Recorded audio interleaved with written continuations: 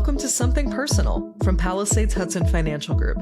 I'm Amy Laburda, the firm's editorial manager. Whether it arrived at the end of a grueling search or an opportunity unexpectedly fell into your lap, a job offer can be exciting. But before you accept, it's important to understand how it's going to affect your financial life, potentially for years to come. Joining me today to talk about employment offers is my colleague, Ben Sullivan, the Chief Investment Officer here at Palisades Hudson.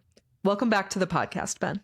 Thanks for having me, Amy. So, Ben, you're a financial planner and not a lawyer, but do your clients ever come to you with a job offer, whether it's an actual contract or something less formal, and ask for your opinion or just for you to look it over to sort of see how it'll affect their financial life? Ideally, yes. I really want my clients to be coming to me with any kind of major financial decision they have. And I would say that a job offer is one of the biggest financial decisions that a client could be making in their lifetime. So a lot of people will come to me. Sometimes it's such a clear offer that they don't feel the need to come to me. As you know, and as you said, I'm not an attorney. Sometimes I like to get into the contract a little bit, see if I see anything myself, but I'm not an attorney, so I'm not capable of fully reviewing a contract. So it's really more so my clients are really in-depth relationships quite often. And I can consider a lot of different aspects, not just the financial aspects of the job offer for them. So really, a lot of times they think of me like a sounding board. I'm someone who knows them in a unique way that has insights into their life, but I'm kind of this odd figure as well, where I can't disclose any of the information they tell me. No one's going to find out about what they're considering. So it's almost like the role of a therapist, where it's a privileged role and they can feel confident talking to me and really opening up, where everyone else that they're going to talk to is either biased or has some kind of other skin in the game, probably, or they just can't really talk to their colleagues about it because they're considering making a change. So I think it's really the same as a lot of different financial decisions, where it's, hey, I'm that guy that they can come to and talk to about what's really impacting their world. I imagine the impulse to reach out to you is probably greater if the person is waffling, right? If they're like, this might be good, I don't know, or I'm excited about this, but I'm not sure how it fits into my financial picture. But I think sometimes with a job offer, it's not that uncertainty, it's the excitement that can get to you a little bit more, where you have that just impulse that you're like, this is great, I want to go forward. I think all of us have probably been guilty of, I have a new phone or a new app that I really want to use, and I'm just going to hit yes on the terms and conditions. Now, I'd hope most people know you shouldn't do that with a job offer. But is there any particular danger you've seen clients run into when just the sort of excitement of a new offer carries them away? Yeah, that definitely happens sometimes. I think it's helpful to take a step back and think about the different demographics that we work with as well. So we predominantly work with successful individuals. A lot of times they're mid-career, late career, approaching retirement, but we also deal with younger individuals. And I think people in different parts of their career are going to approach new job offers in different ways. So especially early on, there's considerations where people might be just saying, hey, I'm looking for a certain salary. I'm graduating. There's other people who are making $75,000 a year. I want to be making $75,000 a year. So they might just move impulsively and make a decision without really understanding all of the aspects of the contract. And a lot of times these are long-term decisions, and the terms of the contract can last beyond the term of employment. So while I'll just click, yes, I accept the terms of service for a website without really thinking twice, that's not the best idea. But especially when it's with your job, your career, it's a long-term decision that can have impacts on your long-term financial security. So you definitely want to take a second, look through the entire contract, and be well advised, which might include having an attorney review the contract. Yeah, I think, Ben, you and I can both attest to this, considering we're both pretty long tenured with Palisades Hudson. You agree to something a while ago, and then it's still affecting your life many, many years later sometimes. Yeah, I searched my email and I found my offer letter from Palisades Hudson that was emailed to me 18 years ago from Larry. And the terms of that agreement still apply if I was to leave Palisades Hudson. So it's definitely 23-year-old Ben made a decision that is impacting 41-year-old Ben. Absolutely. So, in our firm's book, The High Achiever's Guide to Wealth, you co-wrote a chapter called Employment Contracts, and that chapter dives a lot deeper into the real sort of nitty-gritty of what you should know before you accept a job offer, whether it's a contract or an offer letter. So, because we have that chapter, I won't make you go beat by beat through all those details here, though I'll link the book in the show notes for listeners who are interested. But from your perspective as a financial advisor, are there any sort of greatest hits, big picture things people should always be looking at in any kind of job offer? Definitely. And I also appreciate you giving us the opportunity to get beyond a little bit of the minutia from the book. I think the book is fantastic. It's a really good reference guide to what people should be looking for in employment contracts, some of those landmines that they want to be avoiding. But it probably doesn't make for the best podcast kind of those details. So really, when people are looking, I think it's important to consider the short-term pros and cons of a job offer, the long-term pros and cons, especially for younger individuals. Their future earning power is truly their biggest asset. So they might not have any real balance sheet assets at the time, but that future ability to earn income is incredibly important. So for everyone, you're deciding how you'll be spending the majority of your waking hours. And so it's a major decision that impacts your lifestyle, your financial life. So I really think that people have to consider what they're trying to solve for in their life. So especially when we're talking about new graduates, I'd say that they really exist on a spectrum. Some people are graduating college or entering the workforce, and they need to make sure that they're covering their short-term needs, their housing costs, their food costs, all of the normal living expenses that someone has. And then there's other people who might be having to pay down debt. And then on the other end of the spectrum, there's a lot of our clients' children who come from a place that has some privilege and has the parents' wealth that's able to backstop them if they're not able to cover their own expenses or if something goes wrong in the job that they take. And for these people, they have a lot more flexibility. So they might not be solving just for a certain income level. They might be looking longer term or to fill more sense of meaning in their work. And those are the kind of decisions that you want to be thinking through before you just impulsively accept an offer. You want to think about what you're giving up and what you're getting and how that fits into your actual long-term plan. Sure. I think with everything in life, obviously there are trade-offs. We love to say on this show that there are no one-size-fits-all approaches, and I assume this will not be the exception to that. But broadly, if someone is coming to you for themselves, or maybe their adult kid, if they want to get your perspective, how would you advise them to go about balancing all of these factors you just mentioned? So the financial planner's favorite words, it depends, apply in this situation as well. I really think it is based on each individual's. It's based on the ability and willingness to handle risk. I'd say, are there family resources to drop back and depend upon if something goes wrong? How easy is it to change course if you pick the wrong job? I really try to help my clients better understand the true financial consequences of different types of compensation. And that's kind of some of the considerations that go in. And like I mentioned before, I really try to serve as that sounding board to clients. And a lot of times I can't make decisions for clients. I don't know what's in their best life interest. I can give them the financial consequences, but a lot of times it's just being that person that they can talk through the idea with and help them come to their own choice on what they want to do. So you mentioned compensation, and I think many of us work, at least in part, to make a living, to support ourselves. So compensation is pretty central for many of us when we're considering a new job offer. I think it's often tempting to use salary to compare your current job and a new potential job. It feels very apples to apples. It's a concrete number. But you mentioned types of compensation in your last response. So I wondered, how should job seekers factor in benefits as well as just the base salary, or maybe things like a starting bonus if that's in play? So I think a really easy initial step is to just create a side-by-side analysis. If you're comparing two different options, you can compare the salary, you can compare the benefits, you can compare the future opportunities, the training that you might get as part of the job, and really just understand side by side how those two compare between the different options that you have. Maybe there's even a third option.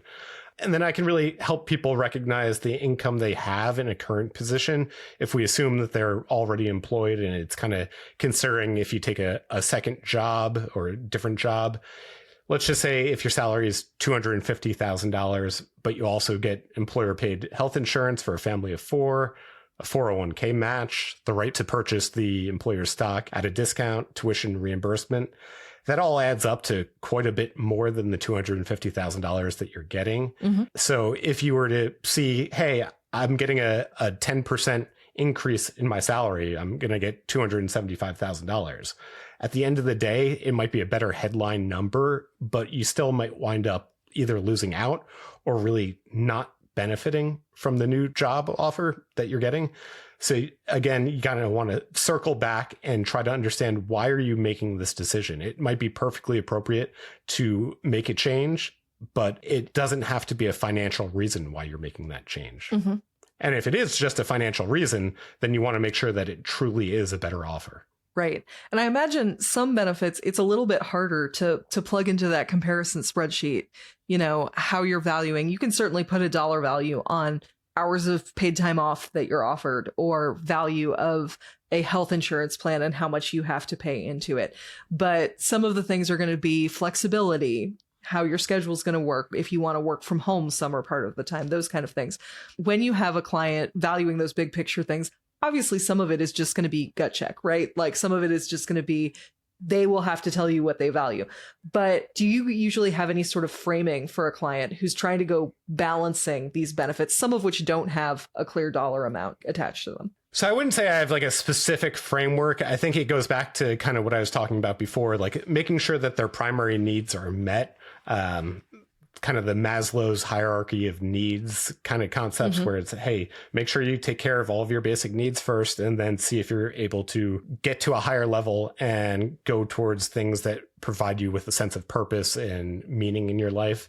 So really it is, hey, if both job offers give you that initial level of security, you can't give that up. So you can't say, hey, I just don't want to go to an office. I'm going to work from home and make $25,000 a year. That's not an option for most people.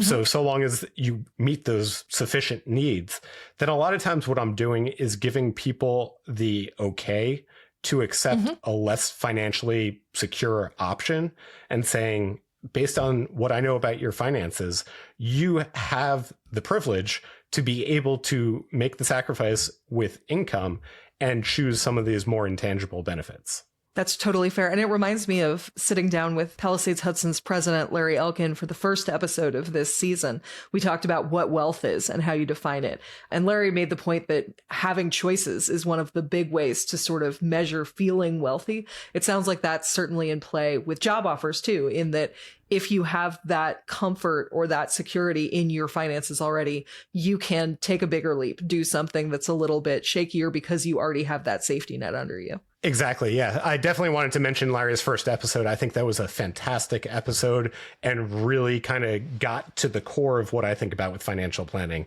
because it is like, going back to what I just said, so often people are looking to me as the money guy, and they're expecting me to say, no, you can't make this decision because it's more financially effective to make a different decision. But what I usually do is give them the permission. Hey, the numbers are fine. Why are you just trying to maximize your dollar income when it's not fulfilling your other needs? So it truly is, wealth is not just a dollar on a page. It's what someone's making of their life. So when you're thinking about it, your job is really going to be how you're spending the majority of your time.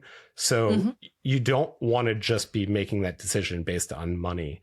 I think a lot of times I have clients that are in a good situation where they're making a stable, high income, and they might decide that they want to take a step back from that high income, high probability salary, and then look to something that has a little bit higher ceiling of an opportunity. So a lot of times a riskier venture, a startup, a company that might be offering stock options, a lot of times that gives you a big lever to allow you to magnify your wealth quite a bit. And you might have someone who has a high degree of knowledge who drops their salary by a third. But if they get enough stock options, then that can provide them with the opportunity to 10x their income. Yeah, it's as we talked about in your investment episode a little bit, the risk tolerance sounds like it really comes into play. Yeah, I think that's how, like, we always talk about how things are tying together. And that's why the financial advisor can serve as kind of the sounding board for employment contracts, employment decisions, is because you know the client, you know how they think about risk, how secure they are in their day-to-day life. And then you can try to guide them, but also just give them permission to do what they're interested in doing. Sure.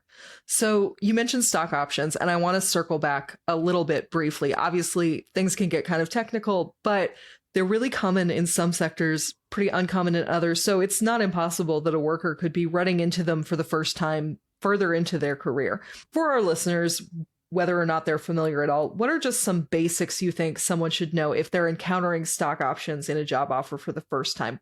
How do they work? Yeah, so that's a really good question. So there are many ways for a company to offer equity to employees in the company. When you're evaluating a job offer, you'll kind of want to know some of the basics of the different types of equity compensation. So there's what people refer to as restricted stock units, incentive stock options, non-qualified stock options, qualified small business stock. So they're all different acronyms. QSBS was the last one. It's kind of like a menagerie of different options and is pretty confusing to begin with. But really, on a basic level, it is either offering you some kind of phantom investment in the company, or in the case of options, the option to potentially purchase shares at a set price for a company. So if a company offers you the right to purchase shares for $10 and it's currently trading at $10, that stock option is essentially worthless because I could go out into the stock market and buy stock at the same price. But if I have the option to buy something at $10 and the stock increases to $50, that has quite a bit of value to it. So especially since you're not putting money into these stock options to begin with, it's a really leveraged way to increase your wealth. And a lot of times the stock options will be structured in a way where they're vesting over time, they're being issued over time, and then you have to stay with the company until a set period before you are fully vested in the options. There's a ton of planning opportunities and different income tax consequences that apply to these different options. So it really is important to talk to an advisor to really understand what the net impact to you is. It's totally different tax consequences. And then also whether you have to actually buy the stock for the grant price, or if you just are granted restricted stock units, you just receive the stock when they vest. So it's different in terms of what kind of cash outlay there might be. And then really one of my favorite planning techniques with equity compensation is tax code section 83B election that allows you to include stock in your income, even if it's not fully vested. And so that example that I was using before, if you have options at $10 and you want to include it in income, then that's going to be a lot less income than if you were to include it when it vests, when maybe it's $100 a share. So it's a great way to kind of get the capital gains clock running on that kind of equity compensation, because you get to decide whether it's taxed as capital gains or ordinary income.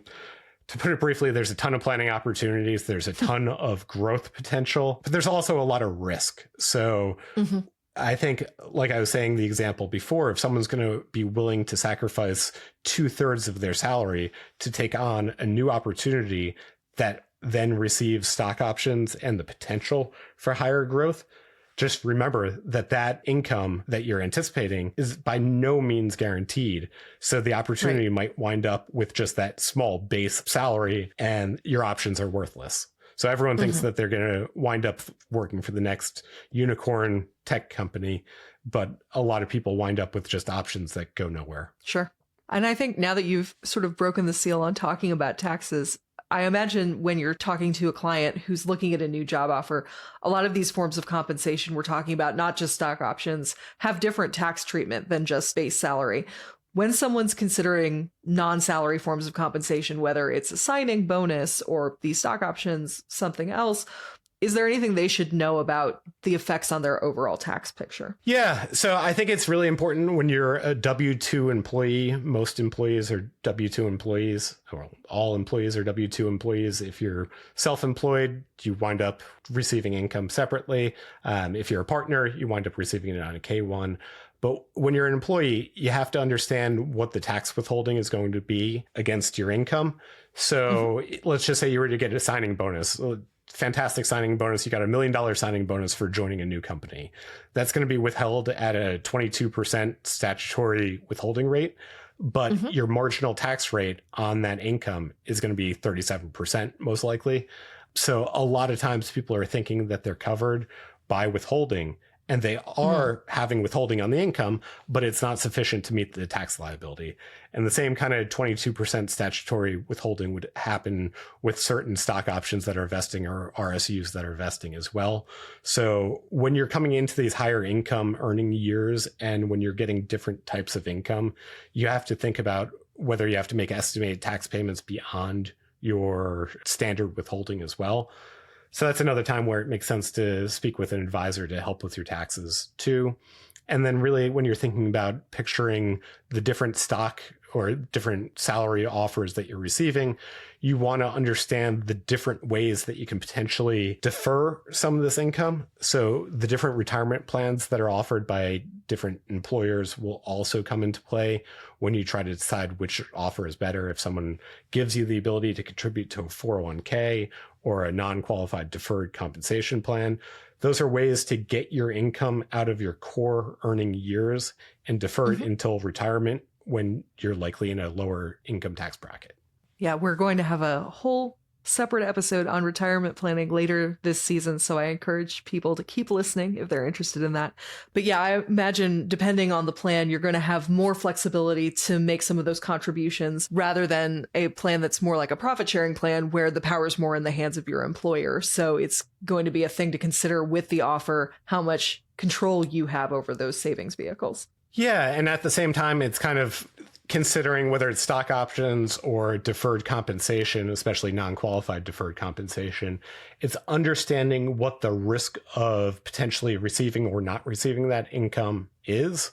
So if you're promised, quote unquote, promised a bonus coming down the road, that's not guaranteed until it's actually received, unless it's in writing that you're guaranteed to receive a minimum bonus of XYZ amount. So when you're evaluating two different offers, that's kind of something that you want to take into account. Is there a guarantee of receiving this income, or is there just the potential to receive it depending on the performance of the company or your own personal performance? So I think that's really important when you're trying to analyze between different job offers. So while we're in the compensation area of our conversation, I think it's pretty common to see advice that job seekers should always negotiate or should negotiate to some degree with any offer they receive. Obviously, this is salary, but not only. Some people try to negotiate benefits or their paid time off, their schedule, a variety of things. In general, though, in your experience, do you generally encourage people to negotiate? How much should a job seeker be willing to push back on a given offer? So I think it's really helpful to know what's standard in your industry for your level of experience. I'm not going to be able to help with that because I don't have enough experience in each individual client's career to know what's appropriate for them. So it might be helpful to have data from that specific industry. A lot of times if someone's working with a recruiter, that can help them analyze the level of the offer. A lot of times it does make sense to negotiate, but you also want to understand that when you're negotiating, this is kind of some of the first steps and first experiences that you're going to have with this new potential employer. So you want to make sure that you keep it positive and keep it material. So you don't want to be negotiating on little tiny things that don't necessarily matter just for the sense of, hey, I want to make this better. I want to be able to get a better offer. If it's going to make you look kind of unreasonable, if you're asking for something that no other employee is getting from a company, it's not likely that you're going to get that. But it can also be a time where you understand what the culture of the company is. And if a company is not willing to negotiate with you, if they're not willing to offer you something that you think is really a requirement for your working career, that might be the time to say, hey, this might not be a reasonable employer that I really want to be working with. And it might be better to make that decision very early on before you actually take the position, as opposed to getting there and then realizing that there's really no flexibility in the role. That all makes sense. So while many American workers don't have a formal contract as such that is legally binding, there's one area that is often legally binding in an offer, which is restrictions such as non-competes, non-solicitations, things of that nature. Now, as we're recording this in late 2024, the Federal Trade Commission has, in theory, banned most new non-compete agreements, though they haven't invalidated existing ones. That ban has been, for now, stopped by a district court, and the FTC is in the process of appealing. So the future of non-competes in the US is kind of in flux right now. But assuming they survive in some form or applying to other kind of restrictions that haven't been struck down, what should job seekers know about non-competes and similar restrictions? So I'd say these are the type of clauses that you might just glance past when you're looking at a job offer right in the beginning, where you're thinking, hey, especially if you're young, hey, I'm just looking for income. This is my first job out of college. It doesn't really matter, but these can have lasting impacts on your ability to advance in your career. So really, a lot of times people, when they hear non-compete, they don't fully understand what that means. A true non-compete means that you can't work for any direct competitors or set up a business competing with your former employer. A lot of times that's within geographic limitations, so within 20 miles of the employer. But in today's modern economy, really the location a lot of times is not so relevant. But besides non-competes, there's a lot of other restrictive agreements that really make sense for an employer to place in there.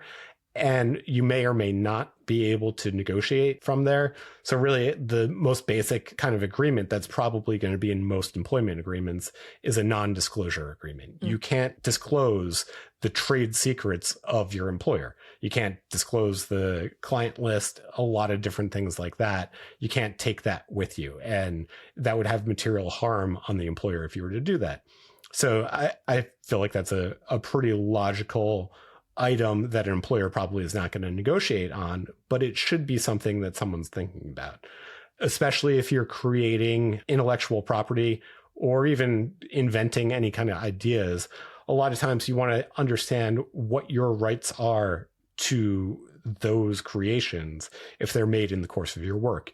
Usually there's an assignment agreement that anything that you're doing in terms of creative work will be for the purposes of the company. So I cannot, if I was to leave Palisades Hudson, I cannot take this recording of the podcast and treat it as my own. This is the property of Palisades Hudson.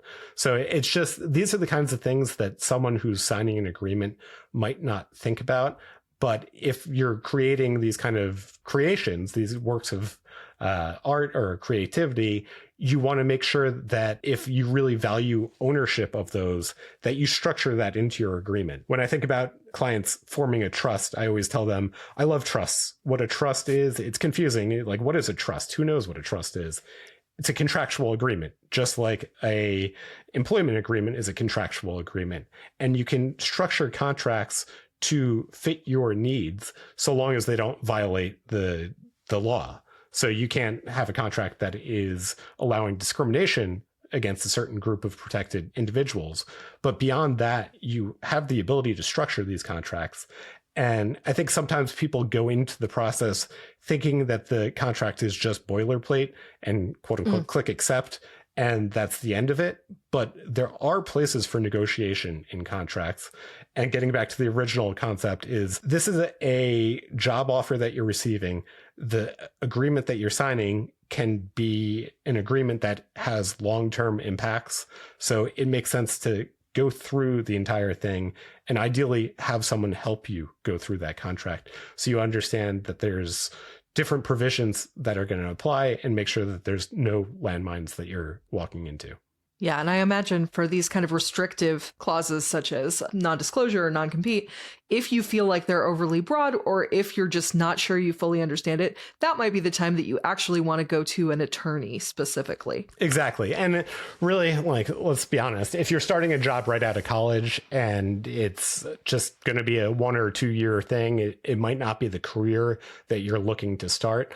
A lot of times that's not the time when you're needing an attorney to review the contract. Sure. I don't know many people coming out of college that use one, but if you're a mid-career, late career professional and it's a material change that you're making, and that's really going to be the time where it's, hey, let me make sure that I have everything in place here. And getting to the point of contracts, like, I think we sometimes are watching sports and we hear about someone, hey, they got a $10 million contract and then maybe the coach is let go, but they still have to pay out the contract. Most employment offers are not that type of guaranteed compensation. Mm-hmm. So when you're analyzing an offer, a lot of the stuff that's in there, it's details for what is expected for the near term for your career. And it's a mutual agreement that you're making with the employer to clarify the terms of what the employment is going to be. But the stuff that's in the job offer is usually not guaranteed. So someone can change the health insurance options or change the requirements for working hybrid versus in office. So these are the kind of things that you need to trust the employer that you're working with. You're forming a long-term relationship with them. But just because it's in the job offer doesn't mean it's a guarantee for the long term. That's fair. So I think we've kind of been in the weeds despite my earlier assertion that I wouldn't take you there. So thank you for coming with me. But zooming back out a little bit, if someone is considering a job, they may be in a position where they're considering 2 new offers at the same time. But I think more frequently, especially mid and late career, what you're considering is the new offer versus your current position, your current job. When you're talking to someone who's considering making that kind of change, do you generally encourage someone to look at specific things about their current position? How are you weighing the opportunity cost of leaving versus something that's shiny and new? And you sort of have the disadvantage of your current position of you see all the warts and the pain points versus the new job. It's sometimes easier to idealize, I think. Yeah, there's a reason why the grass is always greener. And you know the problems that you have in your current position. The alternative position, there's an unlimited amount of uncertainty there, but sometimes that uncertainty is something that you're willing to give up if the pain in your current position is high enough, or if there's just not enough opportunity there. So it is kind of hard to make that decision a lot of times, and it can be a big decision to make.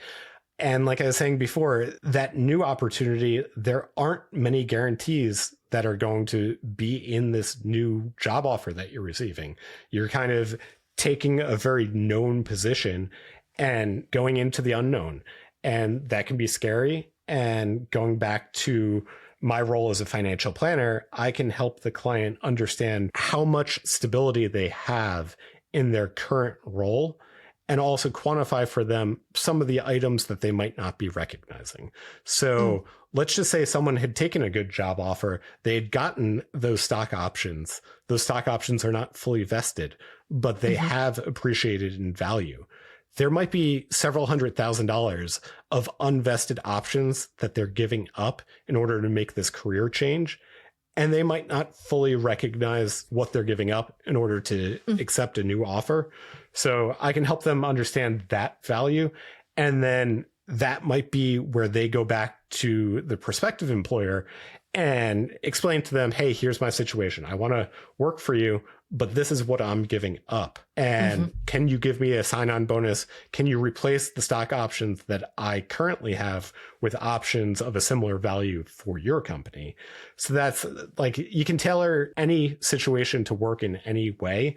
And there is a lot of flexibility there. So it's just really like, I've been saying, it's 1, understand your current situation, 2, prioritize what you really want. And then 3, a lot of it is that emotional kind of, hey, what do I really want here? So we've largely been talking about working for other people, sort of traditional employee structure, but obviously not everyone works for someone else. Fair number of Americans are their own bosses.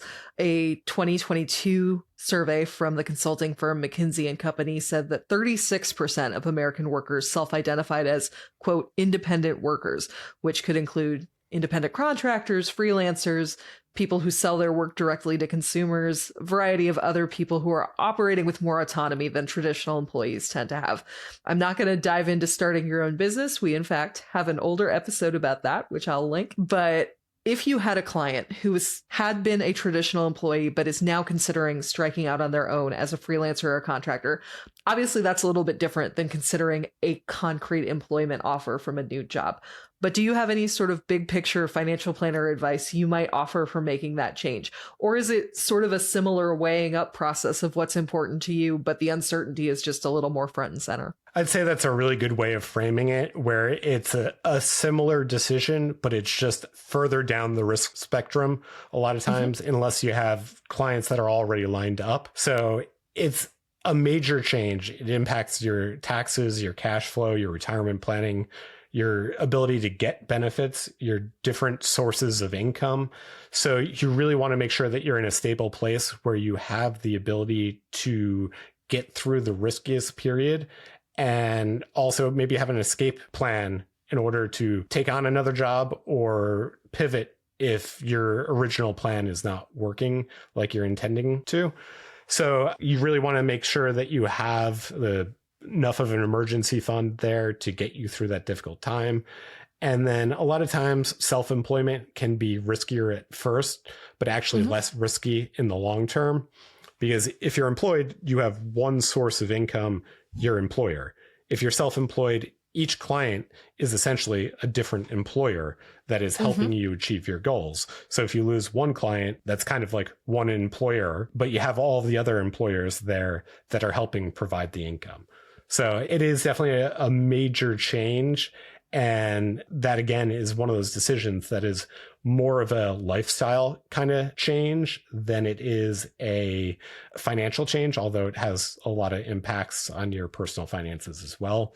I saw a funny meme just recently. It said a lot of times these people who are trying to go out on their own, entrepreneurs, are swapping a 9-to-5 for a 24/7. Right. So they think it's going to be easier, or, hey, like, this is empowering, but you have to also give up your entire life in order to be able to pursue these dreams. Right. I have several friends who freelance, and I feel like you definitely have the trade-off of you have a lot more flexibility in a lot of ways. You can set your own hours. You can, take a day off when you want to. But there is also that kind of omnipresent pressure in the background, especially if you're not independently wealthy when you're starting out, where you're always having to hustle to set up the next client, meet the next customer, make sure your pipeline is full. So I feel like sometimes vacations or disconnecting becomes actually harder, even though there's no one telling you can't take one. Yeah. So when we're thinking about job offers, we're thinking about vacation and how much time off you're going to have. And it's like, well, if you're working for yourself, you have an unlimited amount of time off. But if you're not working, you're probably not making money. There's probably things that are going to be having issues at a company, even if you have several employees working for you. So it is a total change of lifestyle and kind of setup. And then you change the roles as well. So you are now the employer, and you're thinking about all of these employment decisions from the employer's perspective, and potentially setting out employment agreements for people that you might be hiring, and setting policies for. I think it also makes sense to touch on just for a second is when we're thinking about these employment agreements, I said before that you can structure the employment agreement in many different ways, so long as it doesn't violate the law. And we're also talking about freelancing. And so there's the difference between being an independent contractor and being an employee. And so there are specific terms and requirements for being an employee versus an independent contractor. So that is not usually something that you can really just say, hey, I'm going to treat Amy as an independent contractor, despite directing exactly how she works, where she works, what equipment she's using, and how she does her job.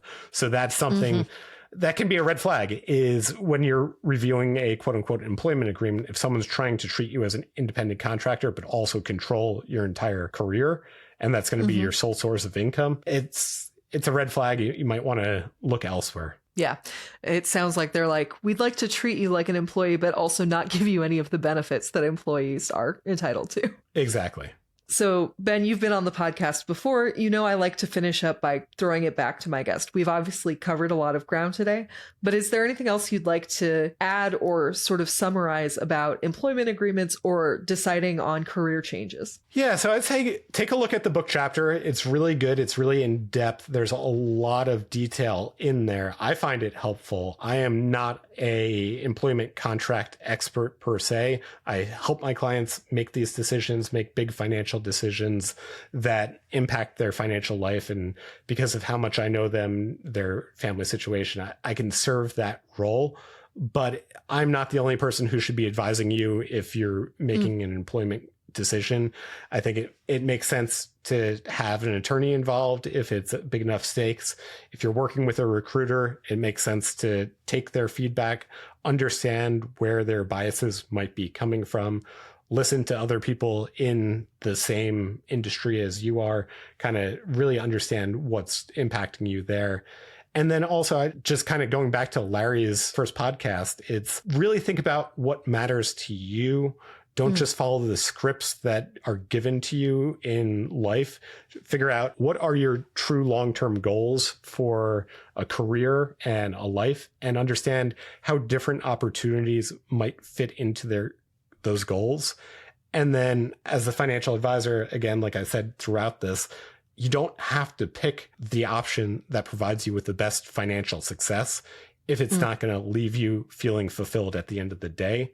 So long as you can meet your needs, then you should feel totally free to pursue your passions and income through a career. Thanks so much, Ben. I hope this episode helps any of our listeners land a job that they love, where they want to spend most of their working hours every week. Thanks for joining me again. Thank you, Amy. It was fun. Something Personal is a production of Palisades Hudson Financial Group, a financial planning and investment firm headquartered in South Florida. Our other offices are in Atlanta, Austin, the Portland, Oregon metropolitan area, and the New York City metro area. Something Personal is hosted by me, Amy Laburda. Our producers are Ali Elkin and Joseph Rangeli. Joseph Rangeli is also our director, editor, and mixer. Our firm has written 2 books, Looking Ahead, Life, Family, Wealth, and Business After 55, and The High Achiever's Guide to Wealth, which offers advice for younger professionals, entrepreneurs, athletes, and performers. Both books are available on Amazon in paperback and as ebooks.